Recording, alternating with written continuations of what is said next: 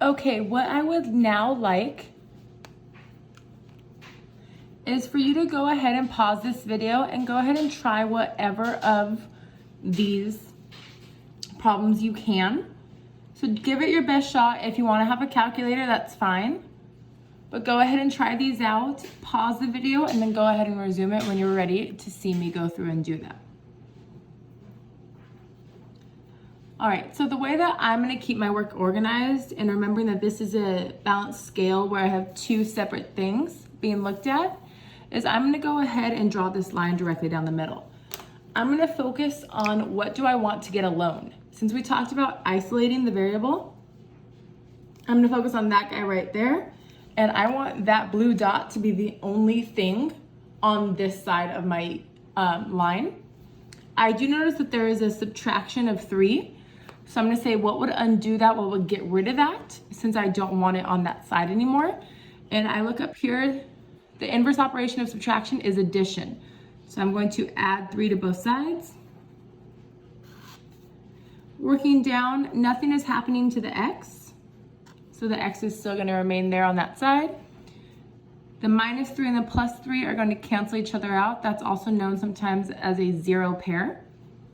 And then I could work over here. If I have 5 negatives and 3 positives, these will cancel, leaving me with 2 negatives.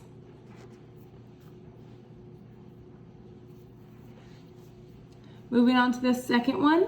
Again, do not get intimidated that it is now decimals. We do have calculators, and calculators are going to take away any of that kind of intimidation or any difficulty that decimals bring us. So I still want to focus on what do I want to get alone, which in this case is this y. I'm going to look and say, okay, there is a addition of 2.8. One thing I'd like to bring up is in this problem, the variable is on the left. On this problem, the variable is on the right. All this says it has to be alone on one side. It does not matter which side. So if I have an addition of 2.8, the inverse operation of that would be subtraction of 2.8. Okay. So again, I'm gonna still have this y over there. You guys can feel free to use the calculator. You could use Desmos, you could use your phone. I have negative 2.8 and positive 0.9. If you want to think of this in terms of money, it's as if you owe somebody $2.80 and you only have 90 cents. So you'd have to think clearly, you're still going to owe them a little bit. You have to kind of work through and figure out how much. If you use your calculator, you should get negative 1.9. All right, upping our game just a little bit. Or actually a lot. This one takes it a little bit more in terms of notation. I have a negative symbol out in front. N over 5 equals negative 3. Again, approach this with the same strategy. I'm going to focus on what do I want to get alone. And it's that n that's on the top. One thing that's important to know is when you have a fraction, it does not matter if it's written like this, with the negative out in front, or with the negative on the bottom. All of these are the same, okay? All of these things are the same. As long as there is one negative symbol, it does not matter where it goes. So this is a really important thing we're gonna work on. What I wanna do is I wanna get this over within one step. I'm gonna put the negative on the bottom.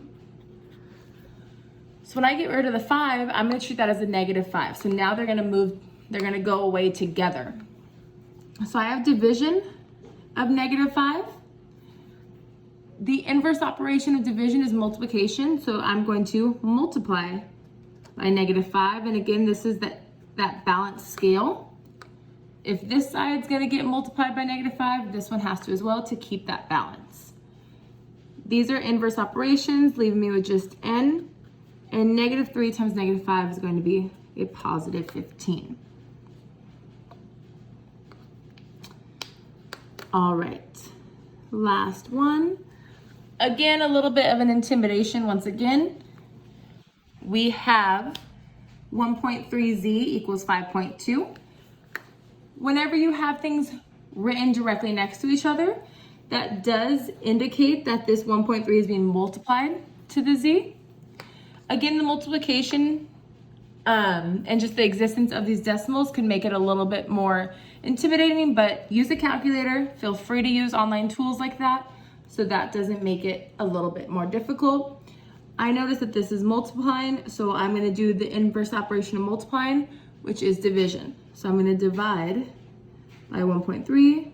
Keeping my balance, I'm going to have to do that to the other side. Feel free to go to Desmos. Use the calculator on your phone, whatever you prefer. 5.2 divided by 1.3. I believe that would give me 4. All right. What I would like you guys to do is try these ones on your own as well. Little hint, you will get a fraction here. Fractions occur a lot in everyday life. If you think about the last time you went to a store or paid for something, I highly doubt it was a whole number that you got asked to pay. So fractions and decimals will exist a lot. Again, you can use a calculator here as well, but I want you guys to go through and try these.